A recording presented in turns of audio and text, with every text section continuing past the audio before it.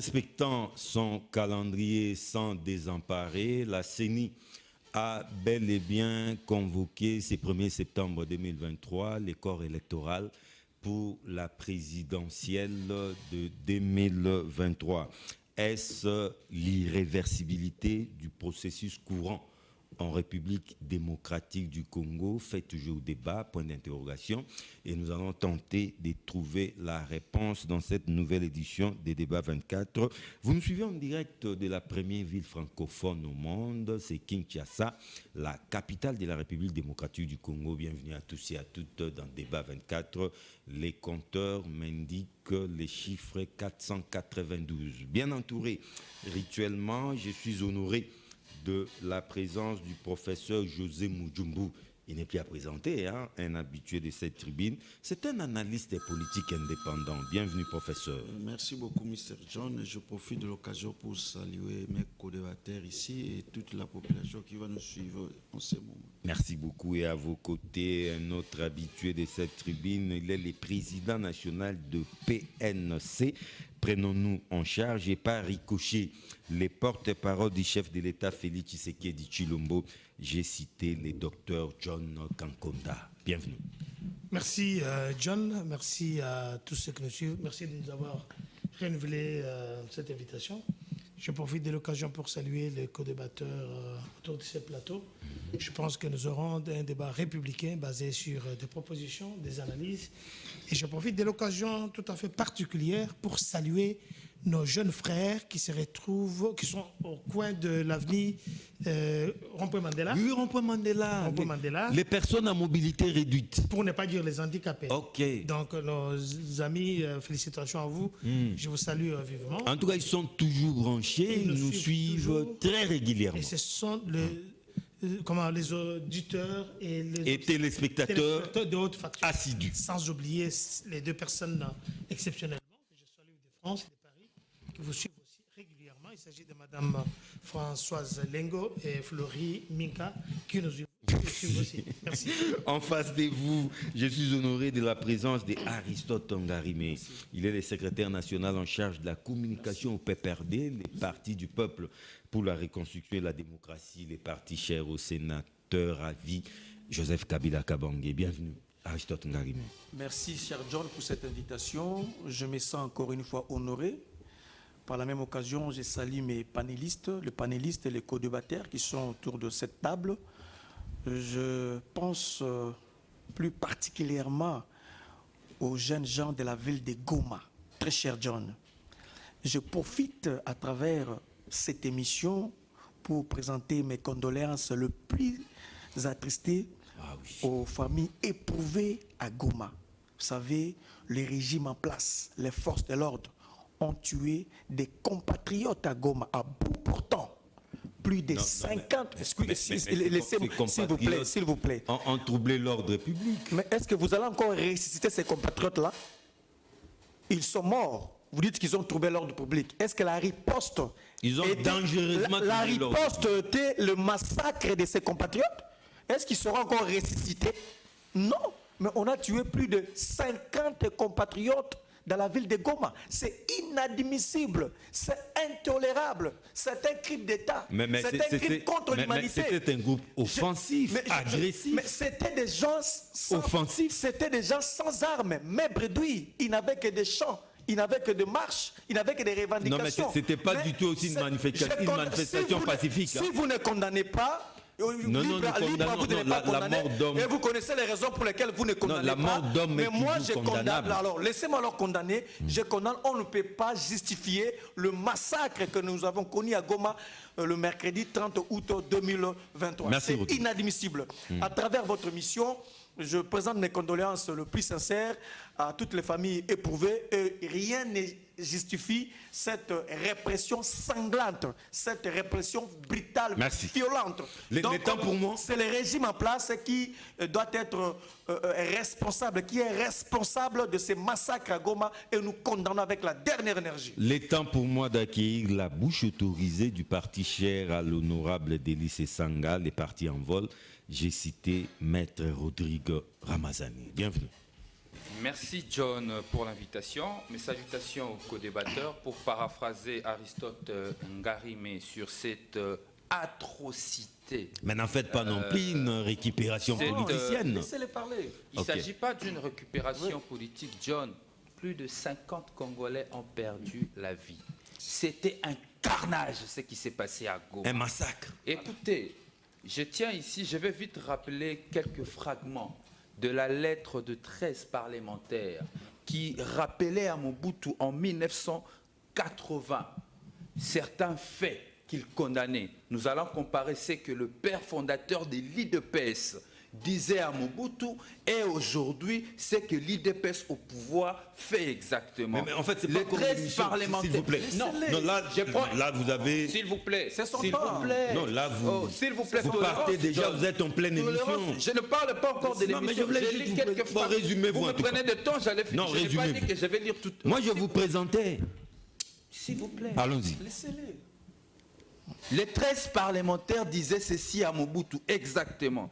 Il est inadmissible que l'étranger ou les citoyens zaïrois qui voient surgir l'ombre du magistrat ou du gendarme se sentent terrorisés plutôt de se sentir sécurisés. Est-ce qu'aujourd'hui, après plusieurs années de la création de l'IDPS et de cette lettre accusant l'ancien président de la République, le maréchal Mobutu, est-ce que la situation a changé depuis Point que le d'interrogation. fils du Sphinx est arrivé au pouvoir Point pendant que d'interrogation. les Congolais Merci. sont traumatisés, meurent parce qu'ils sont sortis dehors pour réclamer, s'il vous plaît, la sécurité à l'Est. Merci, merci, on va en parler, on va en parler. Mais d'abord et avant tout, direction Gabon. Il faut vraiment qu'on en parle. Et là, j'ouvre les balles avec Aristote Ngarime. Aristote, retour à la case départ. Nous sommes en train de vivre ce qu'on a vécu les années post-indépendance. Indépendance, ce sont les années 60, 4, 5, 6 ans après. C'était des coups de force comme ça.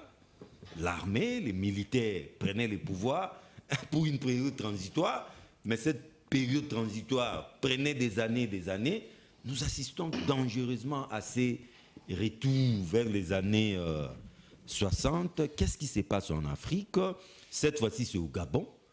Au Gabon, les Gabons, c'est l'Afrique centrale. Exactement. Y a-t-il des sérieuses craintes des contingents au niveau de la sous-région?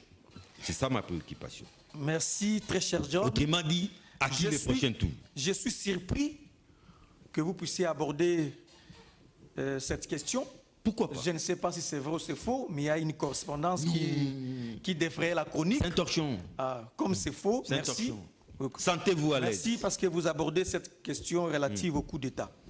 D'entrée de jeu, à l'entame de mon propos, je préfère ici condamner le coup d'État. Tout à fait. Comme un démocrate, comme un homme épris de paix et de valeurs républicaines et démocratiques, je condamne le coup d'État.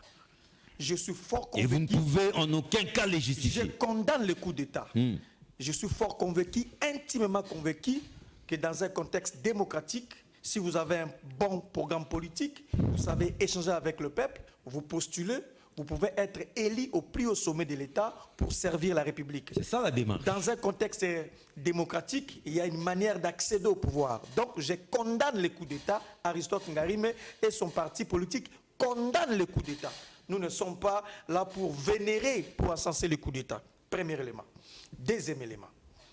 Très chers journalistes, il n'y a que des leçons à tirer par rapport à ce qui s'est passé au Donc là, Gabon. vous voulez maintenant justifier. Non, je ne justifie pas. Non, ou peut-être trouver Je parle des des excuses. leçons. Non, je vous comprends. Trouver des excuses à ces coups d'État. Laissez-moi emprunter le mot. Allons-y. Je parle des leçons à tirer. Ok. Il y a des leçons à tirer. Ok. C'est ça le vrai problème. Leçons Il y a à des leçons. Il y a que, excusez-moi, un insensé qui ne peut pas tirer des leçons s'il voit un événement, s'il est dans un événement ou il est surpris par un événement. Donc il faut tirer des leçons de ce qui s'est passé au Gabon. Comme vous l'avez bien dit ici, l'Afrique a connu plusieurs étapes. Nous avons connu la colonisation. Ouais. Après la colonisation, il y a eu les indépendances. Vers les années 90, nous avons connu les coups d'État. Vers les années 90, on a connu les conférences nationales souveraines et l'instauration de la démocratie. Tout ça, l'Afrique a connu plusieurs étapes. Mais c'est le retour des militaires au pouvoir. Justement, nous avons l'impression qu'il y a un recul. Ouais, recul. Donc c'est à ce niveau-là que nous devons maintenant analyser comme intellectuels. Qu'est-ce qui fait qu'il y ait un recul aujourd'hui? Parce que l'Afrique avait connu une avancée. Il y avait une avancée notable et considérable. Mais aujourd'hui, nous retournons dans la case du départ. C'est ça le débat. D'abord, il faut retenir que les chefs d'État africains ont échoué par rapport à la transformation de leur État, transformation de la vie de la population. Les chefs d'État africains ont échoué. La plupart ont échoué. Ça, il faut le dire.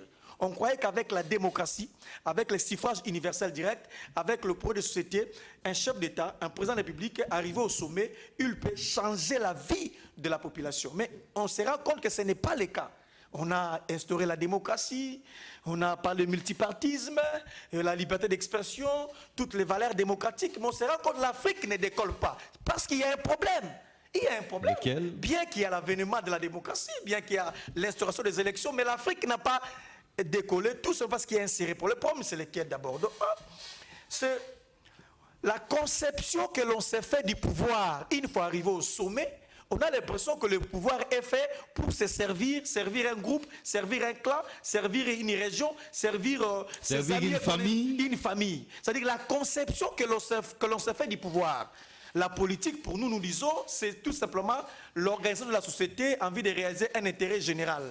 Politique égale intérêt général. Pouvoir, c'est pour servir l'intérêt général. Mais une fois au sommet, nos chefs d'État, nos dirigeants, oublient cet aspect des choses. Ils se servent, aller et pas les servir la communauté. Raison pour laquelle l'Afrique n'a pas décollé. Donc, on a perdu l'objectif, on a perdu, c'est pourquoi on a été élu. Pour terminer. Il y a une similitude entre le Gabon et la RDC. Ah bon? Il y a une similitude. Démontrez-les. Je vais démontrer. Il y a une similitude. C'est même du plagiat, c'est du copier-coller.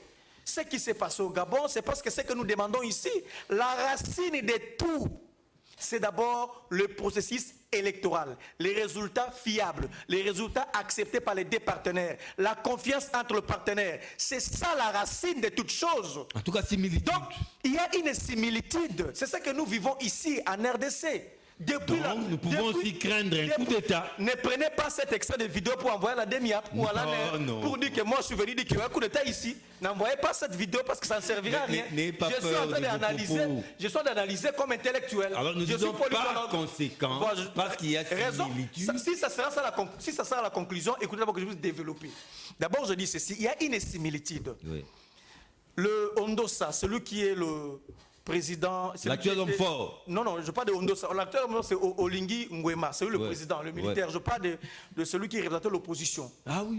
Lui, il est malheureux. Oui, il a estimé qu'il avait gagné les élections. Il n'avait pas confiance à ses résultats. Ouais. Donc il a dit d'ailleurs qu'on a... Il n'a pas non plus confiance à ses militaires. Il a dit d'ailleurs, on a amené des militaires dans leur caserne pour aller voter.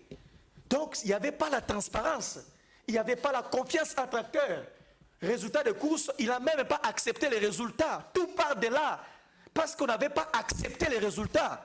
Y avait-il pas moyen d'éviter cela? Non, les militaires n'ont pas entendu longtemps. Hein. À peine on a proclamé les résultats, quelques minutes après. Mais justement, l'opposition n'avait pas accepté. Les militaires sont entrés dans la danse. L'opposition n'avait pas accepté le résultat parce qu'il y avait un candidat commun de l'opposition. C'est là ça que je fais allusion ici. Donc, en réalité, il y a une similitude ici au Congo.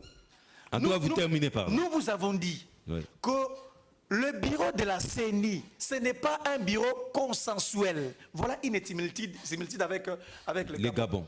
Nous vous avons dit qu'il faut d'abord auditer le fichier de la CENI. vous ne voulez pas. Pareil avec Gabon. Nous vous avons dit il faut créer la confiance entre le partenaire. Vous ne voulez pas. Constitutionnelle fiable. Une cour constitutionnelle fiable, vous ne voulez pas. En réalité, la crise de confiance entre acteurs, voilà ce qui a produit aujourd'hui au Gabon. Il y a eu un coup d'État. Mais moi, je ne suis pas ici pour venir soutenir le coup d'État. Je condamne le coup d'État et je suis fort convaincu que ceux qui sont en face de nous, les dirigeants, vont tirer des leçons. Il n'y a que des leçons à tirer. Et vous ne les souhaitez pas pour notre pays. Je ne le souhaite pas parce que ça va pas nous faire avancer. Ça va assassiner notre démocratie. Ça va pas nous faire avancer. Donc il faut seulement tirer des leçons pour faire un procès électoral transparent, inclusif. C'est ça. En tout cas, Aristote Ngarime, politologue de son État, nous a donné de la matière. D'après lui, il y a des leçons à tirer et il y a des fortes similitudes entre ce qui s'est passé, ce qui se passe au Gabon et ce qui se passe ici en République démocratique du Congo. Il l'a même démontré à sa manière. Êtes-vous de cet avis? Non, je ne suis pas de cet avis, surtout en ce qui concerne la similitude. Ouais. Mais pour les autres aspects qu'il a développés, des leçons à tirer.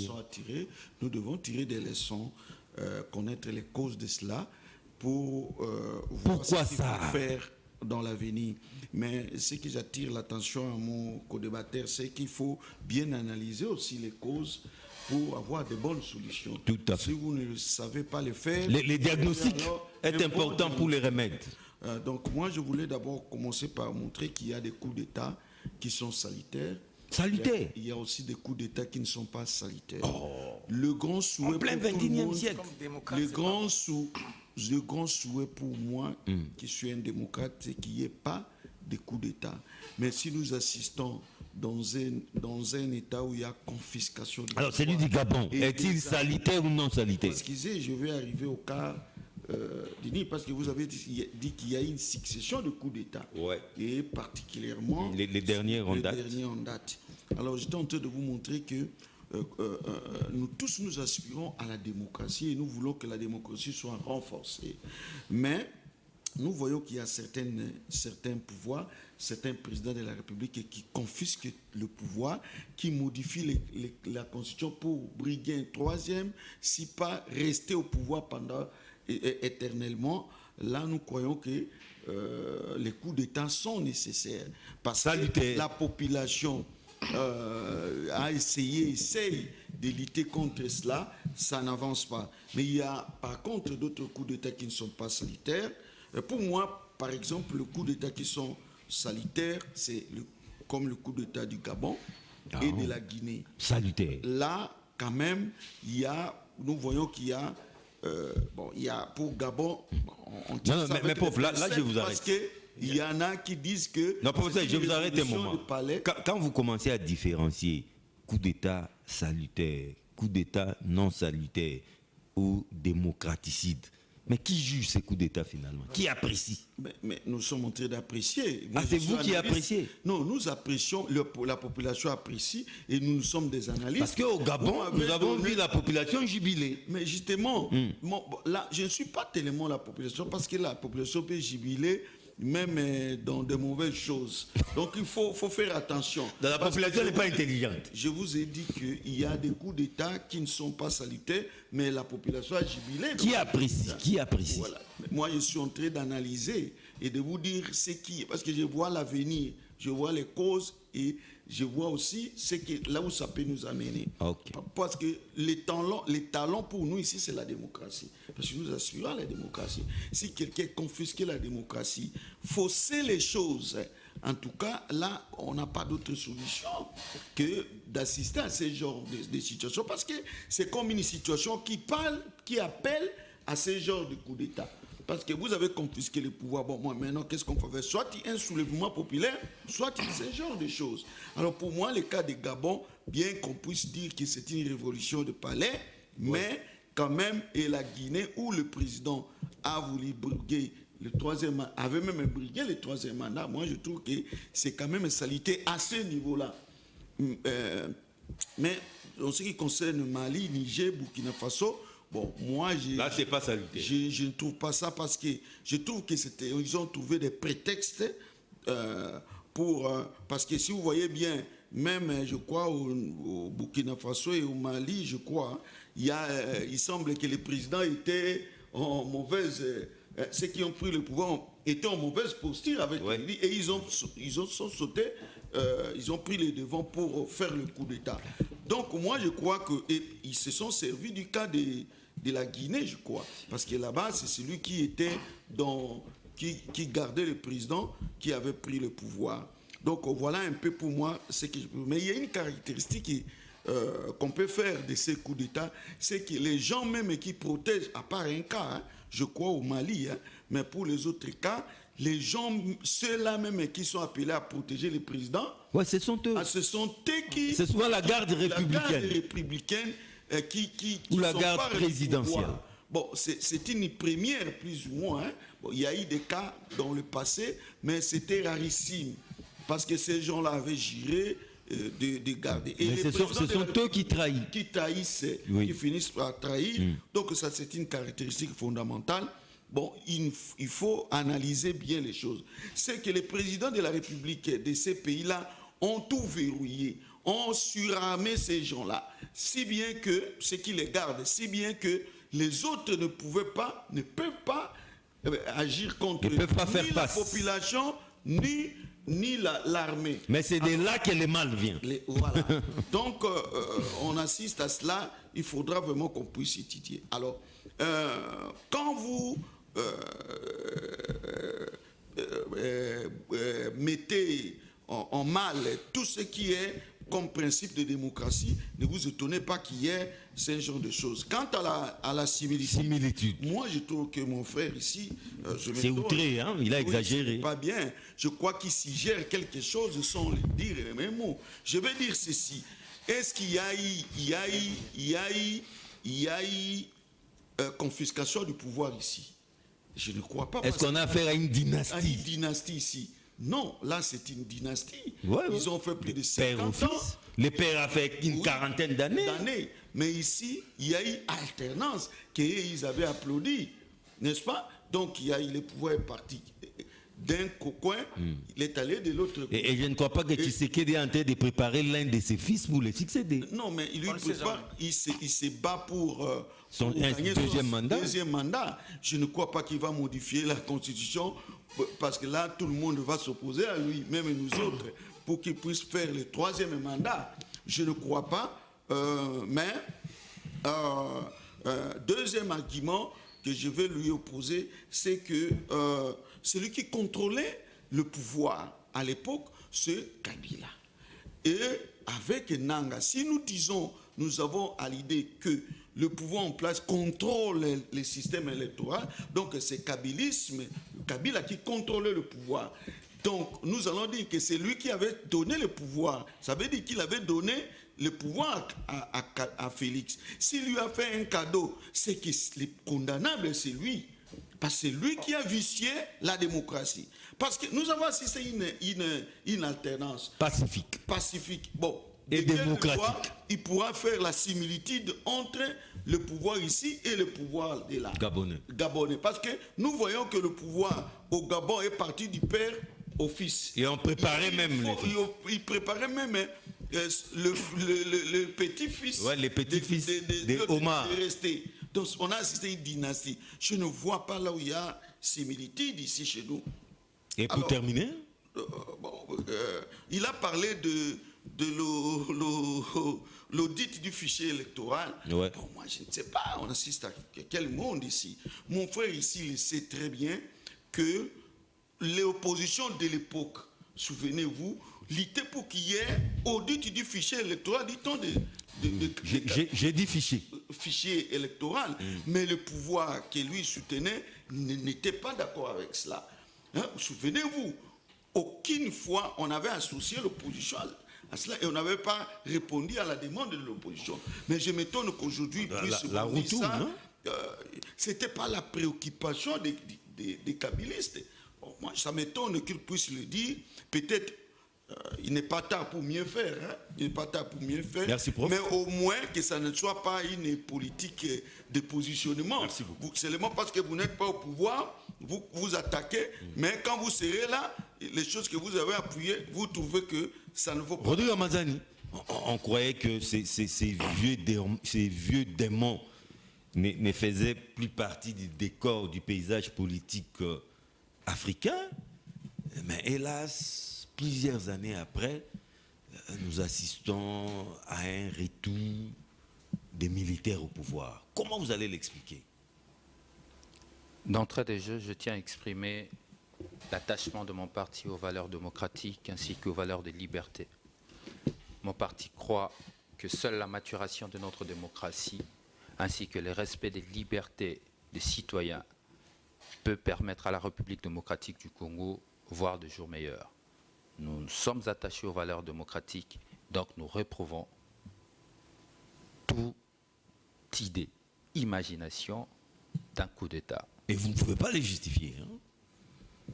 J'en arrive. Je tiens à revenir à ce que le professeur disait tout à l'heure.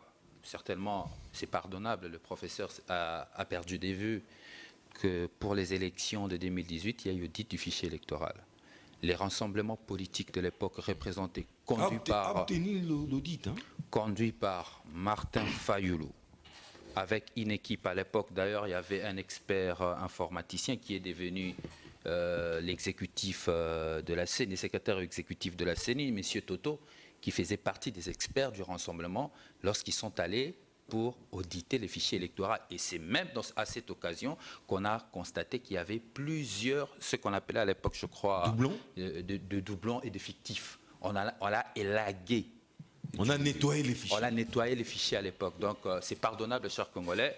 Il faut pardonner au professeur, c'est humain, il peut oublier. Il a oublié qu'il y a eu audit du fichier électoral. Je ne veux pas revenir en arrière parce que plusieurs faits démontrent qu'il y a eu des audits du fichier électoral et plusieurs rapports ont apparu quant à ce. Mais maintenant, parlons de cette situation qui arrive en Afrique. Et particulièrement qui a commencé quelque part en Afrique. Aujourd'hui, apparemment, le vent arrive, arrive à la sous-région, au cœur de l'Afrique. Je crois que les professeurs veulent nier qu'il y a des similitudes.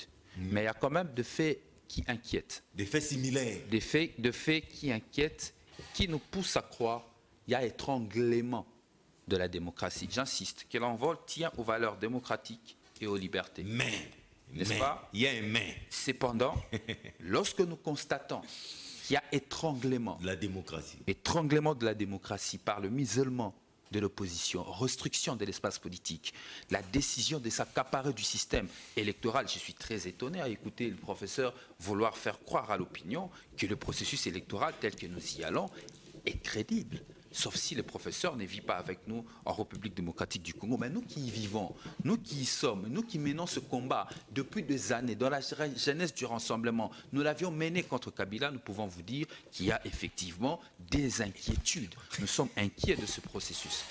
Nous sommes inquiets de ce processus. Pourquoi?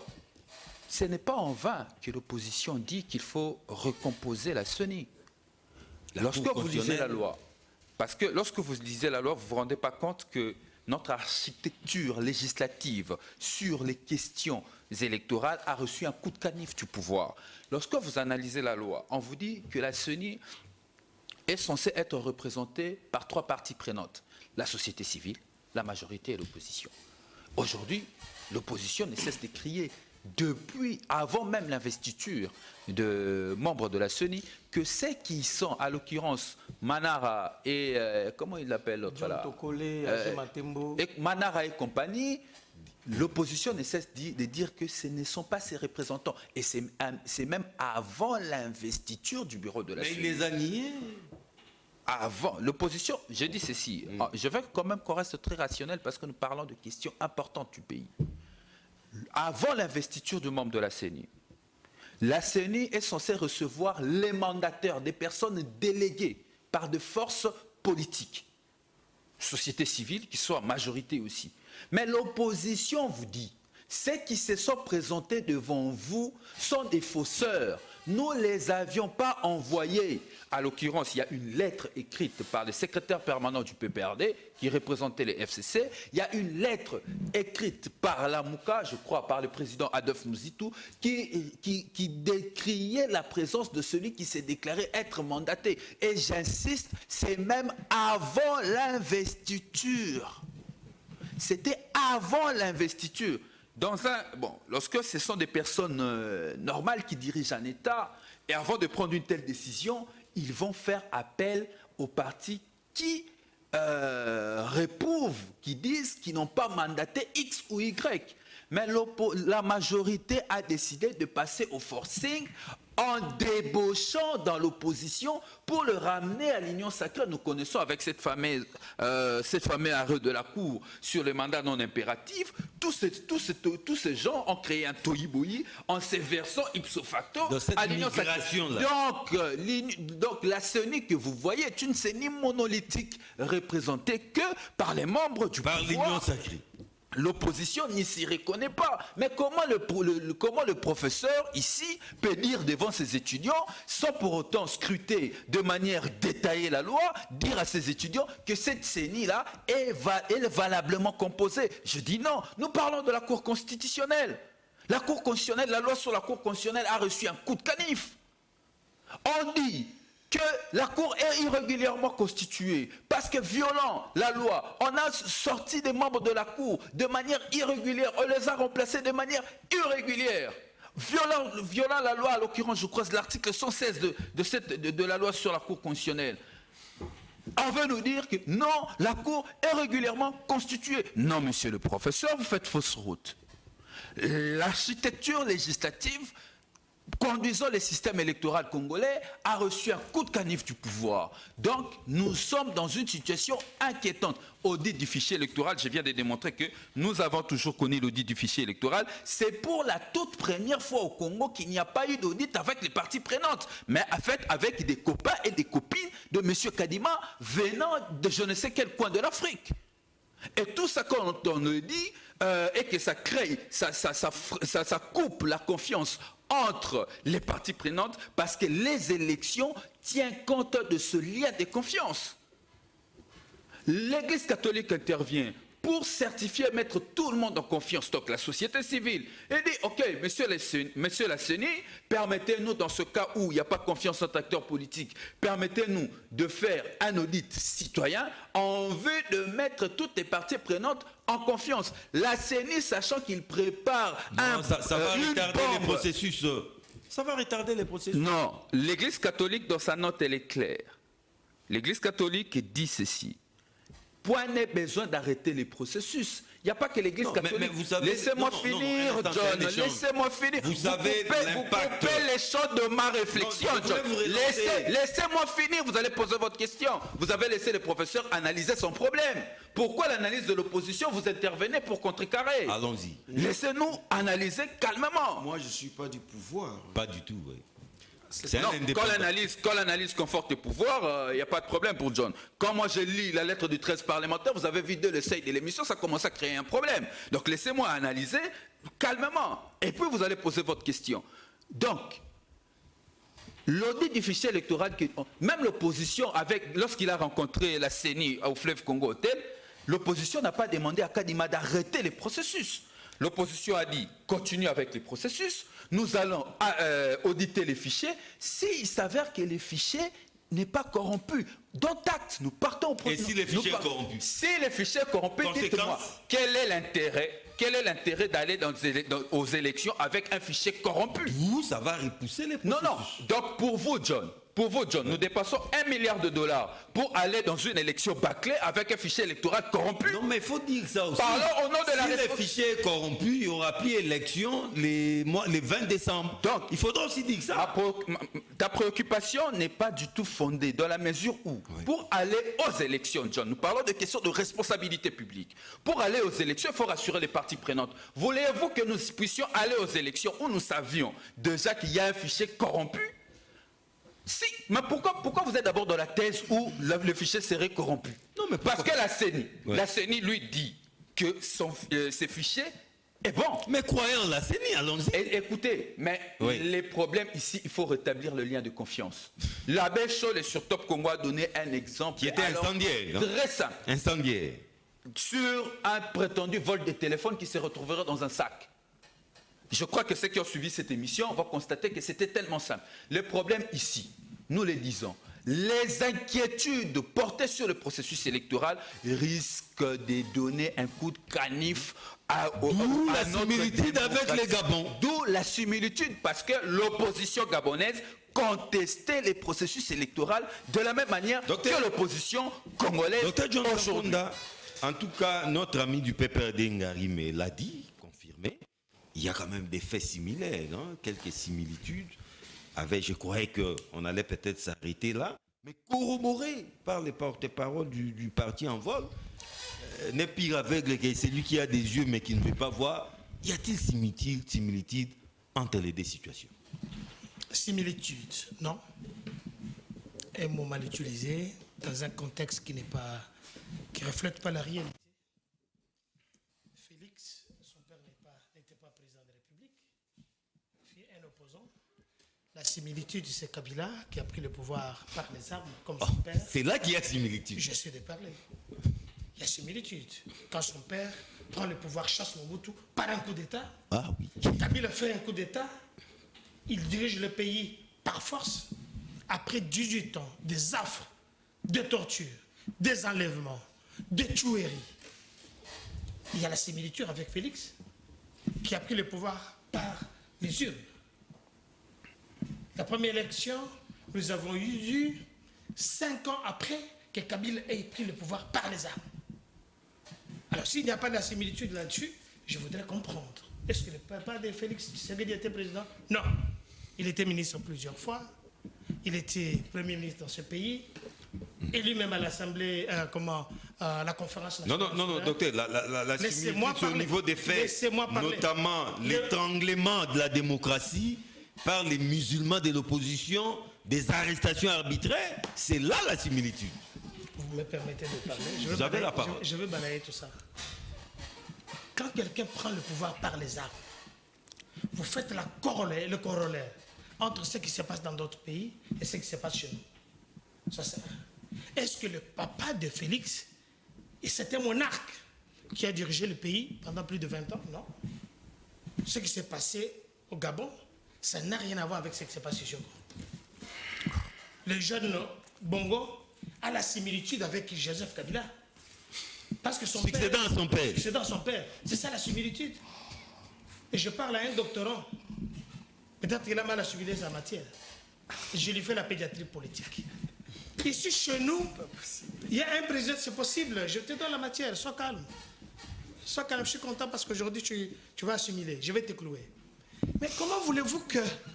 Parce que dans ces pays, on a vu Kabila, il y a des fausses communes de Maluku, vous le savez jusqu'à aujourd'hui. Il y a eu la mort d'hommes de Bunduja Congo, des jeunes gens qui priaient, qui ont été tués. Plusieurs jusqu'à aujourd'hui, cette mort n'est pas élucidée. On a eu les jeunes hommes de Mukungubile tués ici. Mais on a aussi tué à Goma. Attendez! Je fais un peu de coq à l'âne parce que... De la même manière qu'on a tué... Il a parlé des choses ici où il n'avait jamais condamné. M. Kabila, il y a eu beaucoup de rapports des ONG internationaux qui parlaient de ça. Monsieur, ce qui s'est passé, je condamne. Mais attendez que les rapports des enquêtes puissent être élucidés. C'est la moindre des choses, M. Ngarime. Avec Félix Antoine, il y aura... C'est ce qui s'est passé à Goma. C'est ce qui s'est passé à Goma. Il ne faut pas mélanger les pinceaux. Je vous parle que les morts de Mukungubile, ici, je me rappelle encore de notre ami Lambert Mende. Ce n'est pas Ramazan. Les morts de Kamuna Sampou. Oui, j'ajoute encore les morts de Kamuna Sampou. Il y a eu des gens qui ont été éventrés, des femmes. N'oubliez pas les morts de Jedon Kungu. Les triangles de la mort. Le train de la mort qui a bouffé, qui est sorti dans les entrailles des femmes, les enfants. Monsieur, il ne faut pas nous amener ça ici. Sur ce domaine-là, il n'y a jamais eu des enquêtes. Et par rapport, vous savez, le cadeau que Mukungubile a amené, les turcos avec les chapeaux, Raïs 100%, Chikata. Donc restez ad vitam aeternam. Oumela. C'est ça. Ce qui se passe à l'Est de la République, je dis, je condamne. Attendons les rapports, attendons les enquêtes. Il ne faut pas aller vite en besogne. Alors, ce qui s'est passé au Gabon, c'est monsieur qui était devenu un peu encombrant. Ali Bongo. Malade, qui n'avait pas toutes ses facultés, qui n'a rien à voir avec Félix Antoine, qui n'a pas succès dans son père. Alors que Et qui semble être en bonne santé. mais l'exemple, c'est entre la similitude entre Joseph Kabila et M. Bongo. Vous ne voyez pas cette similitude, vous avez oublié. Alors, Félix Antoine est allé aux élections. Vous ramenez ici l'histoire de ce qui s'est passé chez nous, parce que la Cour constitutionnelle ne veut pas bouger, parce que... Les bureaux de la CENI. Les bureaux de la CENI. Messieurs, dites-nous un peu l'expérience qu'a Ngoï Mulunda par rapport à la matière électorale. Il n'y a aucune connaissance. Ngoï Mulunda n'avait jamais même nettoyé le bureau de la CENI, pour avoir même l'odeur de savoir que non, il y a eu la CENI quelque part. Vous avez mis un individu qui n'avait un innocent. Il était qui? L'oncle maternel de Joseph Kabila, qui n'avait rien à voir avec la CENI, un pasteur. Je me rappelle ici de Malou, qui n'avait aucune leçon en matière électorale. De deux, vous nous avez mis Nanga, qui n'a aucune matière en matière électorale. Vous voyez ce que vous nous avez amené? Mais vous avez ici un Kadima qui est champion toute catégorie dans son domaine. Champion. Toute catégorie. Les plus excellents parmi les... Où a-t-il organisé des élections? Oui, c'est une bonne question, je vais répondre. Oui. Laissez-moi le temps. Mais ce n'est pas Chole qui veut me contredire, ce n'est pas Mbongo qui lui a déclaré que le problème avec Kadima, c'était juste parce qu'il proviendrait de la même province avec le chef de l'État. Alors qu'il a oublié que Ngoï Mulunda, il était l'oncle maternel de Joseph Kabila. Là, vous ne l'avez pas dit. Mais troisièmement, où est-ce que Kadima a déjà fait son parcours? Mais commencez d'abord avec le centre Carter. Kadima a organisé les référendums au Soudan du Sud. Kadima est le meilleur parmi... Regardez son... Je vous ai toujours demandé d'utiliser votre téléphone pour regarder des bonnes choses. Il ne faut pas suivre les gens amnésiques. Deuxièmement, soyez calme, vous avez pris 45 minutes. Non, pour terminer. Je ne termine pas maintenant. Atterrissez, non, s'il vous plaît. Non. On vous fait la pression. Non. Je sais que c'est la chaîne du pouvoir et de l'opposition ici. Mais vous ne m'avez pas donné le temps suffisant. Non, je vous m'embrouillez avec les questions. Il vous reste 2 minutes. Depuis 2011. Je monopolise la parole. Depuis 2011. Mais Ngouari, mais soyez calme. Qu'est-ce que vous allez dire de nouveau? Il y a la similitude entre Ali Bongo et Joseph Kabila. Là, je vais te l'accorder. Mais la similitude entre Félix et l'autre, ça ne marchera pas. Je suis en train de faire la pédiatrie politique pour détruire vos argumentaires. On a convoqué à la CENI tout le monde. Vous avez refusé, sur le plan civisme, d'aller vous faire enrôler. C'est votre droit. Nous sommes en démocratie. Comment vous refusez la chose et son contraire? On a vu le rétropédalage de M. Fayoulou. Je vais attaquer ces sangs tout à l'heure. Je prends par rapport aux idées. Mais comment expliquer que quelqu'un qui vient, qui donne déjà une leçon, une matière, une feuille de route pour dire que nous allons glisser, entre-temps, je vais aligner les gens, entre-temps, je ne vais pas aligner les gens, il oublie que le contexte 2018, ce n'est pas le même. Donc, il y a la liberté ici. La Cour constitutionnelle, vous savez comment ça se passe. Pour ceux qui ne savent pas, l'Assemblée nationale propose 3 candidats. Le chef de l'État propose 3 candidats. Le Conseil supérieur de la magistrature propose 3 candidats.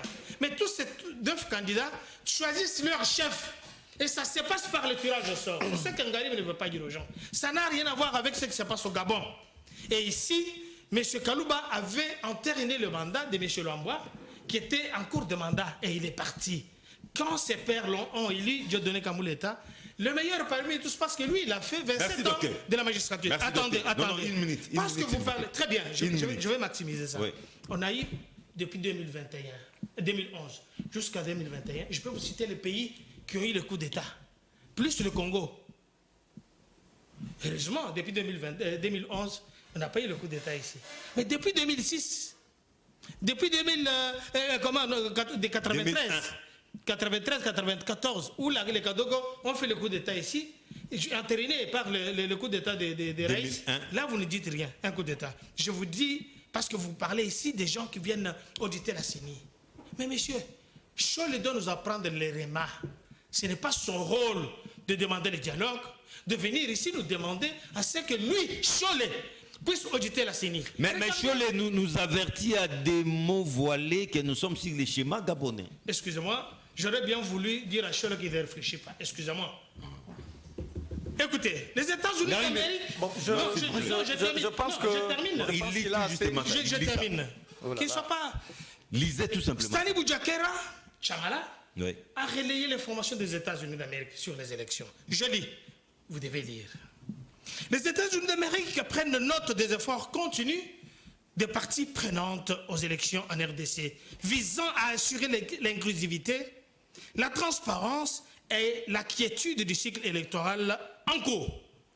Nous notons que la démocratie exige la participation de leurs citoyens dans les processus électoraux et exhorte toutes les parties prenantes du processus électoral, y compris les autorités étatiques, les institutions de la République, les organisations de la société civile et les partis politiques à redoubler leurs efforts pour renforcer la confiance dans les processus.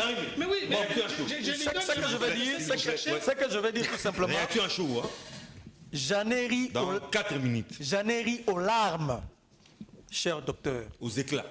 Je me suis dit que Félix Tshisekedi n'a pas de chance. En lieu et place de créer une équipe de stratèges autour de lui pour tirer des leçons de ce qui s'est passé au Gabon. Voilà, vous venez chanter ici. Paul Biya a compris. Paul Biya, il a fait la mise en place au niveau de son armée. Au lendemain du coup d'État, Paul Biya a compris. Moussa Veni a compris. Il vient de nommer son fils comme chargé de la sécurité. Kagame a nettoyé. Kagame, oh écoutez, tirez des leçons. Non, ils sont des dictateurs. Calmez-vous. S'il y a les dangers, calmez-vous, s'il vous plaît. C'est vous. En réalité, vous n'aidez pas votre régime, monsieur. Au lieu de créer une équipe de réflexion pour tirer des leçons de ce qui s'est passé, j'étais le premier à dire qu'il y a une similitude. Vous ne m'avez pas contredit. Similitude, ça veut dire quoi le concept de similitude? C'est l'état de deux choses semblables. Oui. J'ai évoqué ici le fonctionnement. Kabila père, Kabila fils. Ce n'est pas ça. Bongo père, Bongo fils. Kabila laissait le pouvoir d'une manière démocratique. Ce n'est pas ça le problème. La similitude donc question ici. Mais comment est-ce qu'il a accédé au pouvoir? Écoutez, ça se passe beaucoup plus au niveau de l'appareil électoral, monsieur. Vous, Félix n'a pas de chance. Alors que les pays voisins, les chefs d'État voisins commencent à réfléchir pour éviter ce qui s'est passé au Gabon, mais voilà le docteur vient chanter ici. Vous voulez qu'il fasse quoi, par exemple? Voilà, c'est ça le débat. C'est ça le grand débat. D'abord, écoutez, je vais d'abord balayer ce que j'attends, la guerre de la révolution des palais. La révolution des palais, tout et tout. Oui. Je peux me tromper en économie, même en chimie, biologie, mais pas en sciences politiques et relations internationales. Monsieur, évitez ça. Ça veut dire quoi? Évitez-nous ça. Le pouvoir, même votre fille peut vous tuer à cause du pouvoir. Même votre femme peut vous tuer à cause du pouvoir. C'est pourquoi on a mis le droit constitutionnel pour réglementer la manière dont on doit accéder au pouvoir. Quand on fait un coup d'État, la première chose qu'on suspend, c'est la Constitution. Parce qu'on sait que c'est la Constitution qui réglemente la manière d'accéder au pouvoir. Donc, que ce soit la guerre de palais, que ce soit tout ce que vous pouvez dire, mais c'est déjà un coup d'État consommé. Une révolution du palais. Même votre femme peut vous tuer à cause du pouvoir. Kabila l'a fait. Ce qui revient à dire, monsieur, le débat est sérieux, s'il vous plaît. Le débat est très sérieux. Donc, ce qui revient à dire, la guerre des palais, il faut oublier. Donc, le droit constitutionnel réglemente, le droit public réglemente la vie publique. Comment est-ce qu'on doit gérer la vie, en effet. Donc, c'est un coup d'État qui est déjà consommé. Ceux qui disent la guerre des palais, là, je viens de balayer. Je vais aller dans le fond. Il y a des similitudes. Vous persistez. Je reviens sur le concept de similitude. J'étais le premier à avancer. Il y a des similitudes. À moins que vous soyez, je ne sais pas, vous n'aimez pas Félix. Il y a des similitudes. Quand on vous dit la confiance entre le partenaire, pourquoi est-ce que le chef de file de l'opposition, Ondo Somi, il n'a pas accepté les résultats? Parce qu'il n'y avait pas confiance du processus. Il n'a pas apprécié les résultats. Donc il n'y a pas un climat de confiance entre acteurs. Tu savais qu'il a fait. Et vous osez ici insulter Cholet. Jean-Pierre Memba l'a fait. Les études de Cholet, les gens disent que Cholet a fait, vous n'avez pas fait ça, monsieur. Voilà la similitude. Il ne faut pas insulter Cholet. Il a insulté Cholet. Monseigneur Cholet. Et alors? Monseigneur Cholet a dit ceci. Il a réfléchi comme un intellectuel. Si vous faites le forcing, si vous y allez ainsi, vous créez un climat de la révolution. Donc, je suis en train de réfléchir ces derniers temps, la notion d'un leader courageux, tel que présenté par Cholet. Cholet a créé un concept. Il a dit il aura un leader courageux. Qui pourra provenir de l'armée. Est-ce que ce leader courageux, même un journaliste, ça peut être vous, comme journaliste. Non, je ne suis pas intéressé. Ça peut être. Je ne suis pas preneur. Maintenant, il faut. Je ne suis pas preneur. Il faut donner le contenu de ce que Monseigneur Cholet a dit. Un leader courageux. On attend que ces leaders-là. Ça, c'est Abbé Cholet. Un leader courageux. Pour faire quoi? Donc, il a dit si on y va dans les forcing, c'est-à-dire qu'on crée un climat, un chemin de la révolution. Un leader courageux pour faire quoi? Justement pour venir dénoncer. pour venir dénoncer, pour venir que ça c'est pas bon, vous avez mal organisé les élections, c'est ça Bécholé. Dénoncer verbalement. En lieu et place de réfléchir ainsi, voilà, on fait de tralala et ainsi de suite. Donc je vais aller dans le fond de mon sujet. Non, vous verrez qu'une minute. Hein. Dans un contexte démocratique, il y a les conditions minimales pour organiser les élections. Les conditions minimales. Lesquelles? Notamment la confiance entre les acteurs. Ça, c'est minimal. Comme ce n'est pas le ministère de l'Intérieur qui organise, c'est une institution d'appui à la démocratie, telle que présentée dans la Constitution, il faut qu'il y ait une confiance minimale au départ pour éviter. Si vous ne prenez pas cette vidéo pour envoyer à l'ANER, surtout vous, n'envoyez pas cette vidéo au CNS. De quoi vous avez peur? Parce que nous connaissons comment il passe. Nous connaissons la méthode en fait. Justement, nous connaissons. Au lieu de comprendre ce que je viens de dire, Aristote a dit qu'il y aurait un coup d'État. Tout ça. Donc c'est ça qu'il va dire, justement. Donc, avec des commentaires qu'il va faire, c'est ce que je viens de dénoncer. Donc le vrai problème ici, c'est de voir comment éviter ce qui s'est passé là-bas et réduire la frustration. Comment éviter ça? Éviter. D'abord, il faut... On n'en a pas besoin. Hein? On n'en a pas besoin. Je vous dis, je suis épris de paix. Je suis un homme de valeurs démocratiques. Je condamne le coup d'État. Je ne suis pas pour le coup d'État. Et je le condamne avec la dernière énergie. Parce que je suis un démocratique. C'est la raison pour laquelle je dis qu'il faut éviter les similitudes.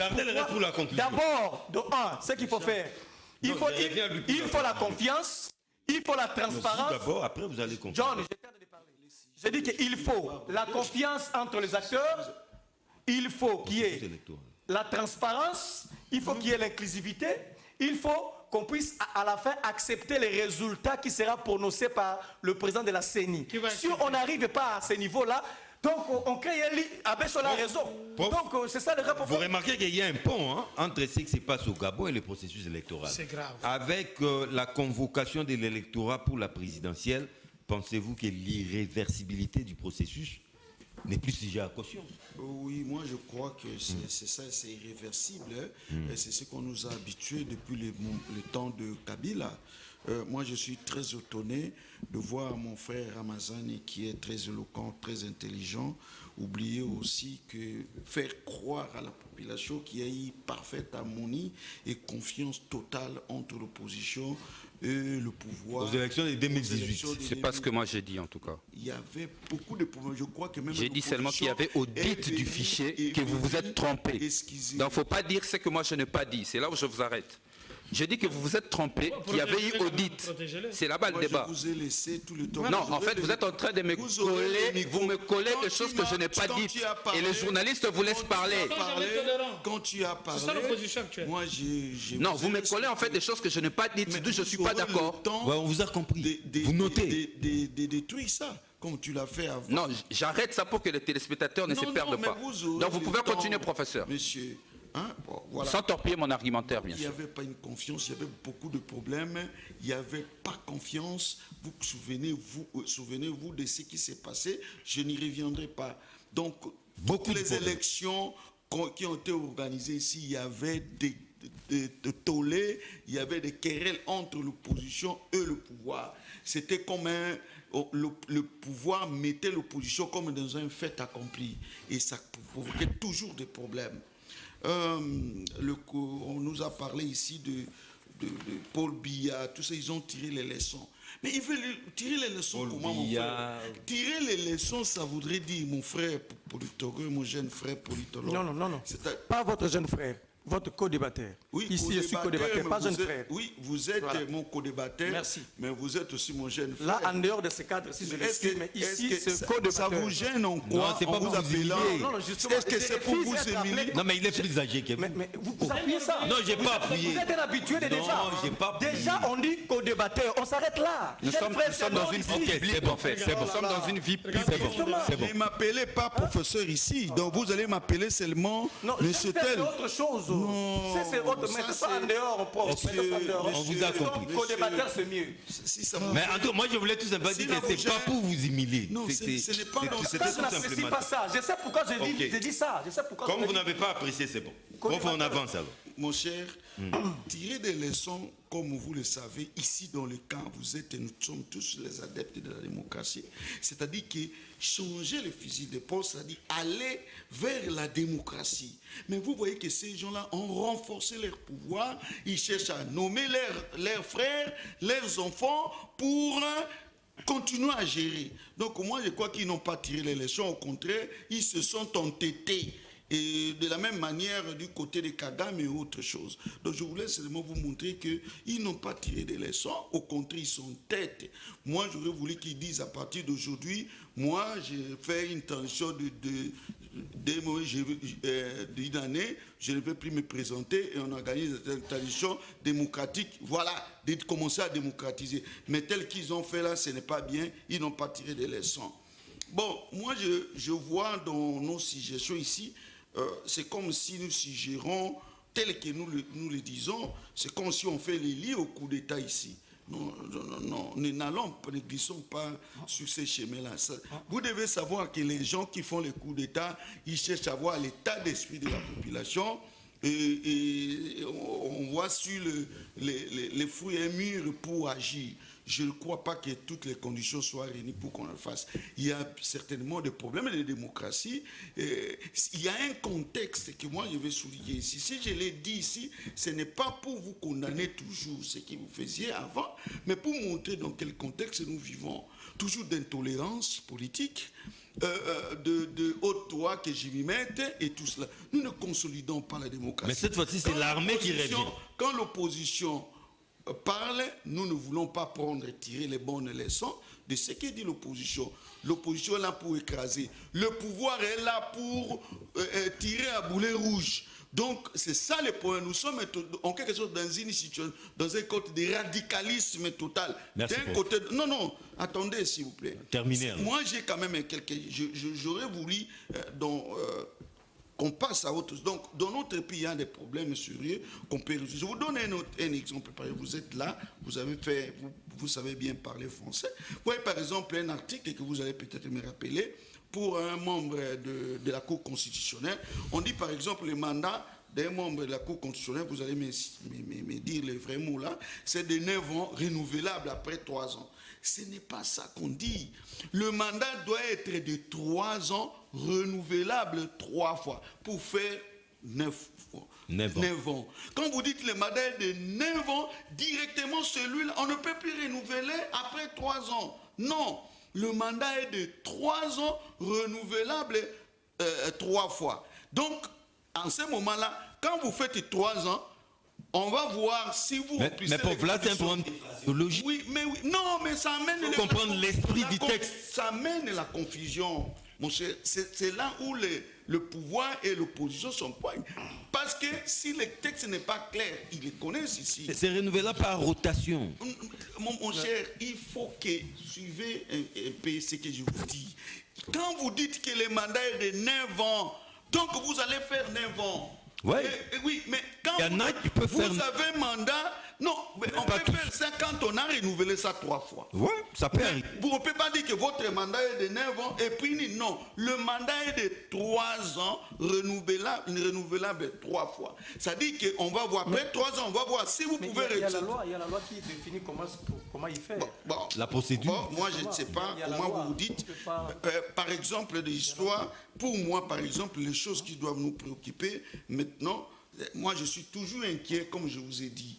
Nous avons vécu des situations de conflit entre le Premier ministre et le président de la République. Depuis notre première République, Kassaboubou même cette histoire des juges constitutionnels, là, oui, il y a eu conflit. Il y a des conflits dans ces cas, le texte n'est pas clair. Les ordonnances, là. Oui, il y a toujours des problèmes. Il faut faire attention. Bon, les pour moi, contestants. par exemple, ce qui m'inquiète beaucoup, c'est ceci. Le président de la République doit nommer, qui est élu au suffrage universel direct, doit nommer le Premier ministre de son choix. Le problème de la majorité ou pas, c'est du domaine politique. C'est-à-dire le président, pour diriger, il aura besoin d'une majorité, et là, il y aura des tractations. Mais dès lors que, si le président n'a pas la majorité, et régner sans gouverner, nous aurons toujours des problèmes dans ces... Il faudra qu'on change des régimes. Non, nous serons dans le régime toujours qu'on change là-dessus. La deuxième préoccupation, et la dernière, j'attire votre attention, mes et la chers dernière amis. aussi, prof. Au niveau provincial, il y a une majorité au niveau de l'Assemblée provinciale. C'est cette majorité qui doit gouverner. Pourquoi nous cherchons encore des élections? C'est pour créer des problèmes. Et nous assistons à des problèmes. Ce que je vous demande, c'est ça. Donc, soit que nous basculons vers le régime parlementaire. Non, moi j'ai dit, j'ai inventé, j'ai dit, les politologues parlent de régime semi-présidentiel ou semi-parlementaire, on dit la même chose. Mais moi, j'ai créé une nuance. Nous devons aller vers le régime semi-présidentiel. J'ai créé une nuance entre le régime semi-présidentiel où le président... Alors là, ça devient un régime hybride. Oui, mais maintenant nous sommes... Qui ramasse un peu... Non, pas ça. C'est un régime présidentiel diminué. Diminué. Parce que là, c'est votre invention. Oui, nous avons toujours le président qui est le chef de l'exécutif, qui nomme un premier ministre. Mais ici... il doit, à un moment donné, quand il n'a pas la majorité, il va coopérer. Quand il veut faire passer ses lois pour avoir la majorité, tout ça, il faut lui laisser... Le régime présidentiel diminué.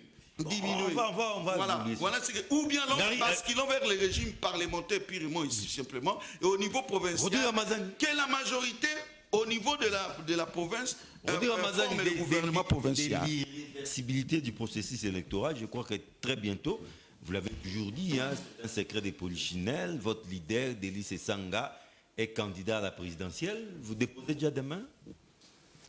Le candidat président de la République, Délice Sanga, sera bel et bien candidat parce qu'au sein du parti, c'est la seule personne qui s'est prononcée à ce poste. D'adversaire au parti. Et je rappelle que c'est depuis 2019 que l'envol avait décidé qu'il va aligner des candidats à tous les niveaux. Et ce n'est pas maintenant qu'on va se résigner. Tout compte fait, dès que le congrès va se tenir, je crois très bientôt, nous serons à la Tchopo pour ce faire. Le candidat président de la République s'est rapporté par le parti et la candidature. On a déjà convoqué les corps électoraux. Le congrès est déjà convoqué. Très bientôt, l'envol sera en congrès à la Tchopo.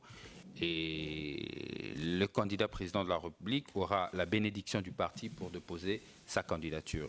Tout compte fait, en attendant, s'il y a des ambitions au sein du parti qui pourront s'exprimer, ils vont s'exprimer. Il peut y avoir une sorte de primaire. Hein? Ils vont s'exprimer, mais pour l'instant, la seule personne qui s'est exprimée, et il s'est exprimé depuis janvier 2023, c'est le candidat président de la République, Délice Sanga.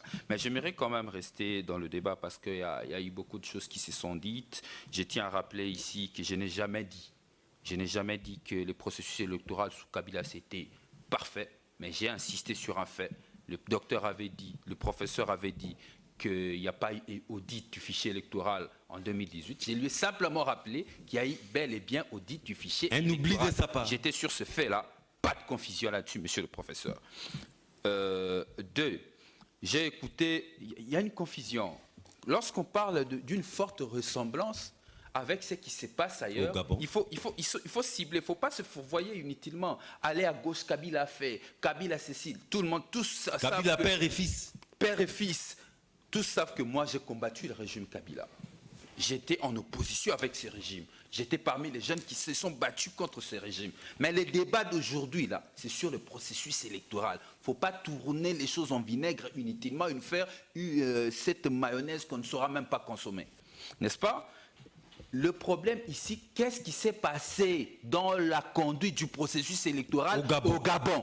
Qu'est-ce qui se passe dans la conduite du processus électoral en République démocratique du Congo? Mais là, vous ne prenez qu'un angle. Je dis ceci.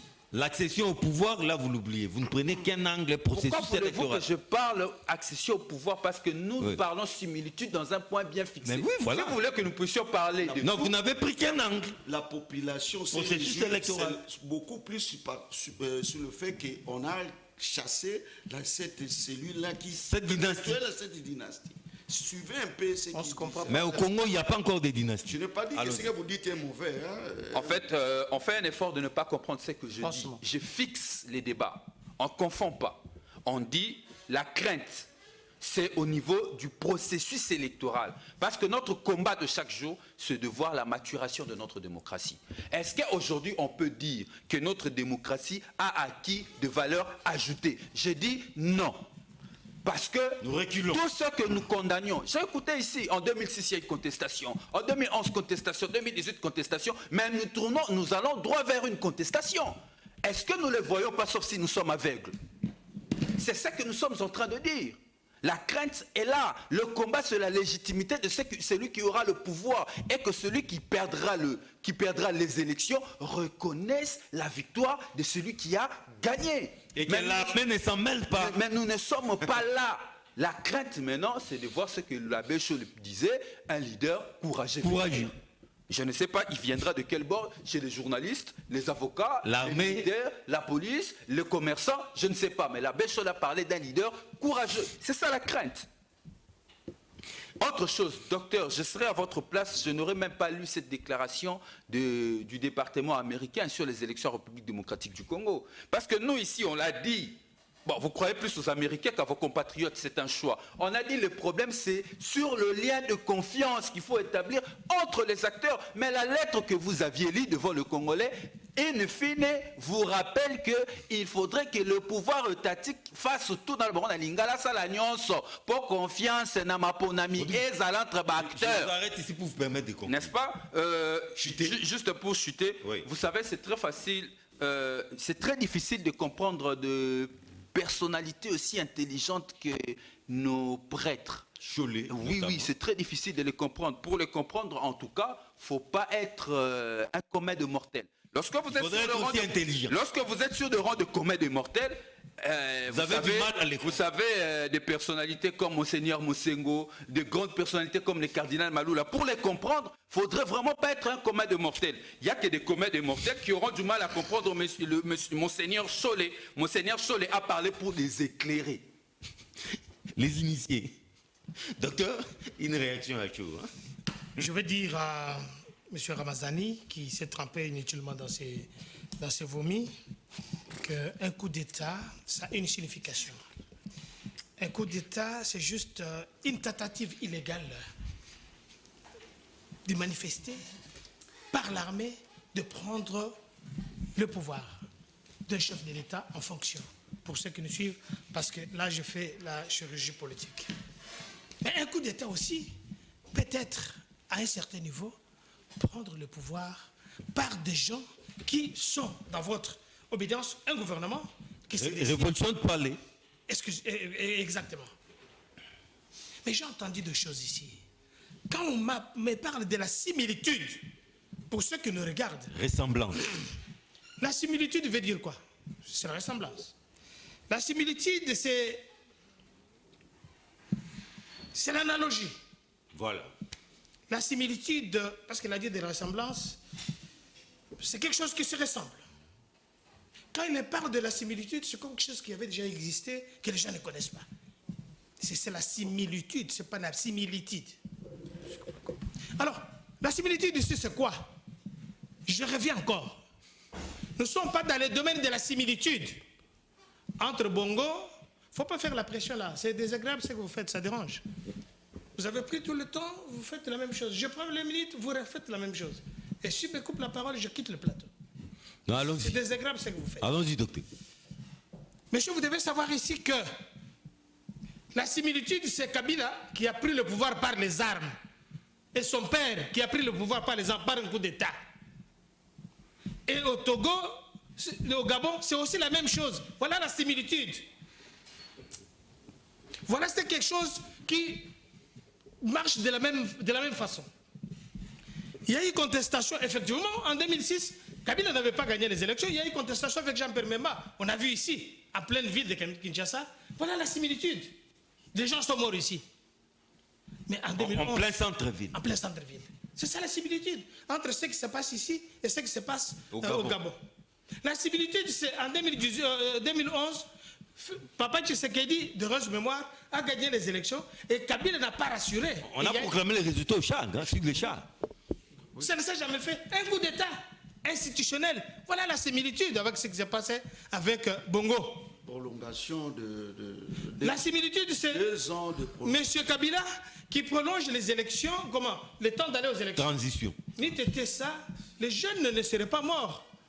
Vous avez vu Thérèse Kapangala, vous avez vu notre jeune frère qui est décédé, Chimanga. Rossi Chimanga, assassiné dans une église. La similitude ici, c'est voir un Cholet déshabillé, laissé nu. Je ne sais jamais faire ça avec Félix Tshisekedi. On n'a jamais arrêté de traiter ici. Cholet a fait quoi? On les avait arrêtés, on les avait laissés nus. Est-ce qu'il peut dire le contraire? Voilà la similitude avec ce qui se passe au Gabon. Pour ceux qui nous suivent, je reviens à la chose sérieuse maintenant. C'est vous qui avez parlé de demi-ap. Vous savez comment vous utilisez les gens dans les temps passés. Ici, vous avez la liberté d'expression. Vous sortez ici, personne ne va vous suivre. Vous pesez quoi dans ces pays? Vous faites peur à qui va vous suivre? Mais c'est vos paroles qui vont vous citer. Parce que j'étais dans un plateau avec M.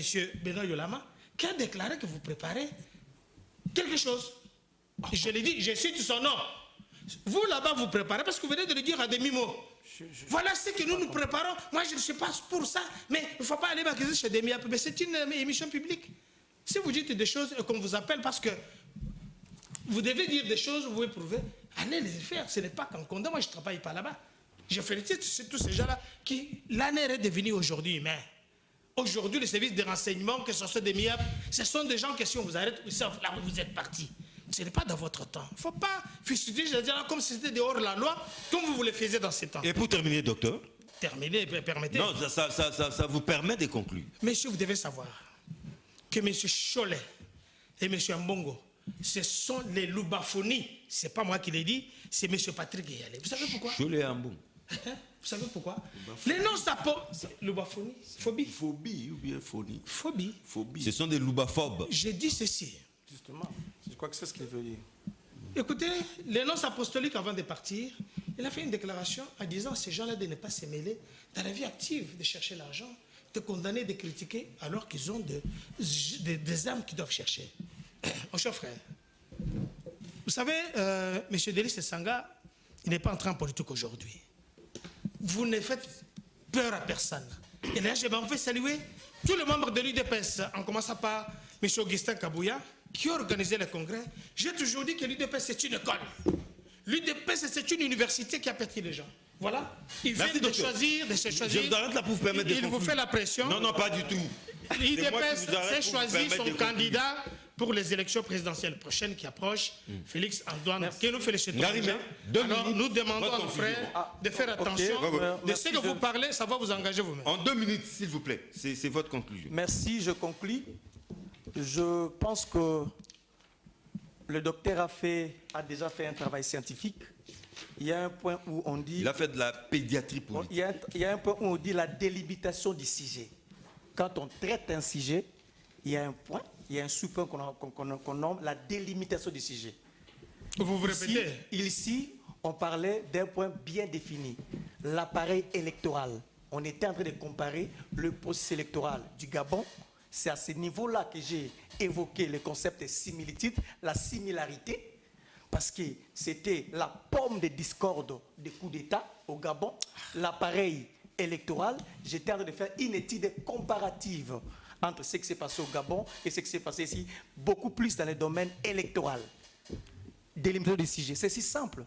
Vous parlez de Kabila, tout ça. Non, la délimitation du sujet, c'est pourquoi à l'université on nous a appris à faire ça pour être cohérent quand on fait une dissertation, un débat. La délimitation du sujet.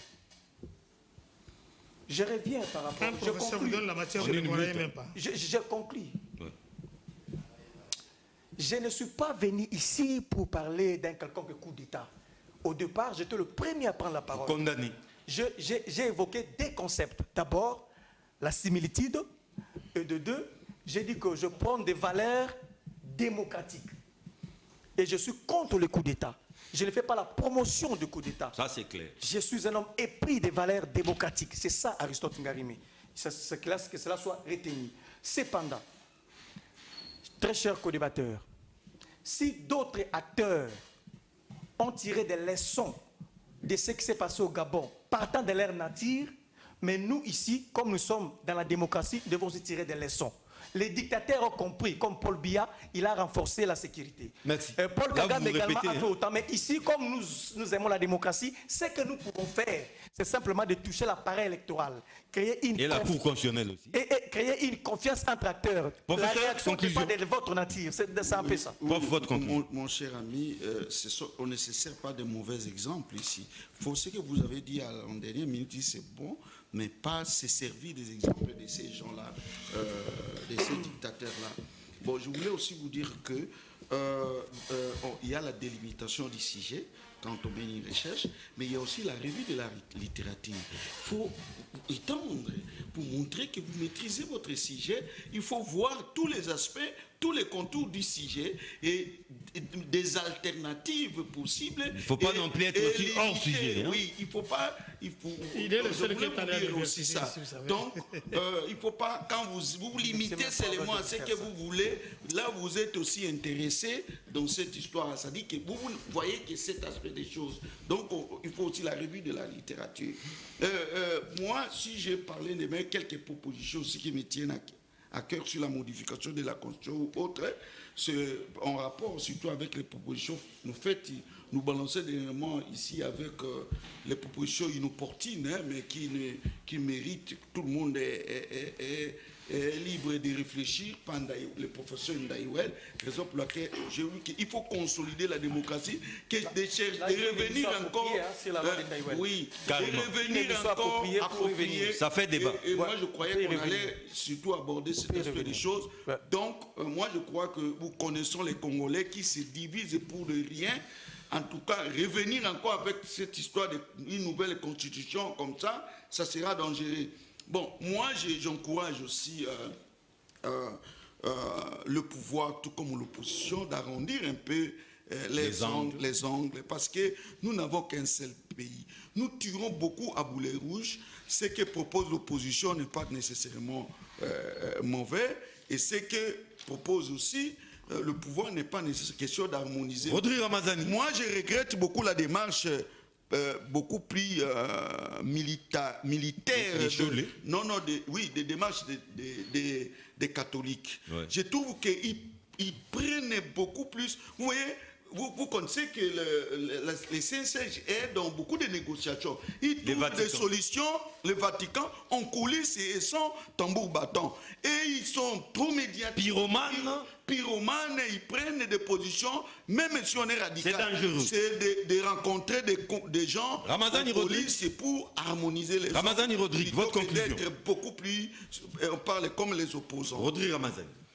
Écoutez, l'histoire nous renseigne déjà que vers les années 40, l'Église catholique avait intervenu au moment où la période de l'esclavage ont coupé des Congolais de bras et tout ça.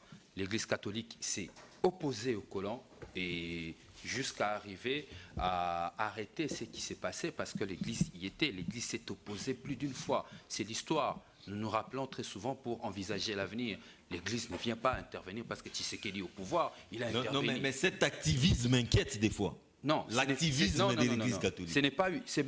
Dans la plupart des cas, l'Église a aidé la population à décanter des situations où il était marginalisé, où la population était dans des situations où il était terrorisé. 50-50. Hein.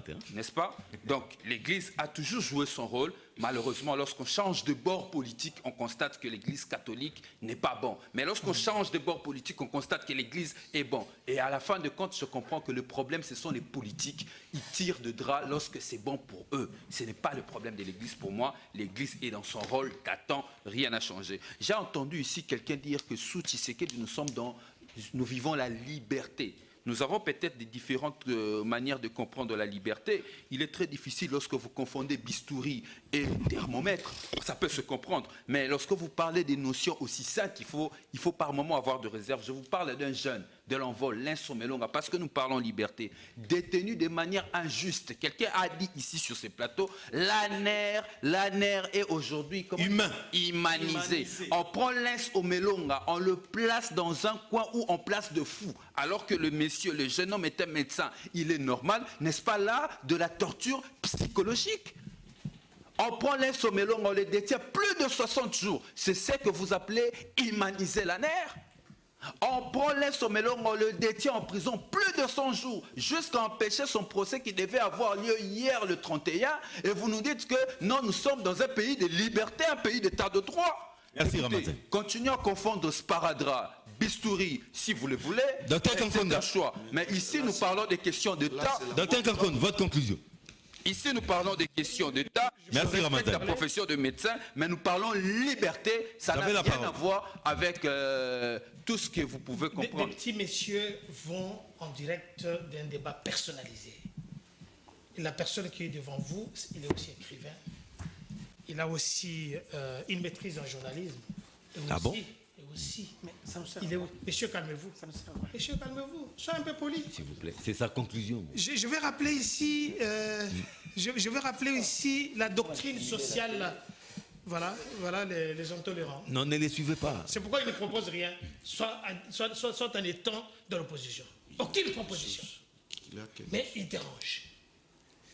La doctrine sociale de l'Église catholique a pour mission apostolique paix et justice. En évoquant l'article 64 par M. Cholet, la CERMOCO prépare les Congolais à la division et au soulèvement.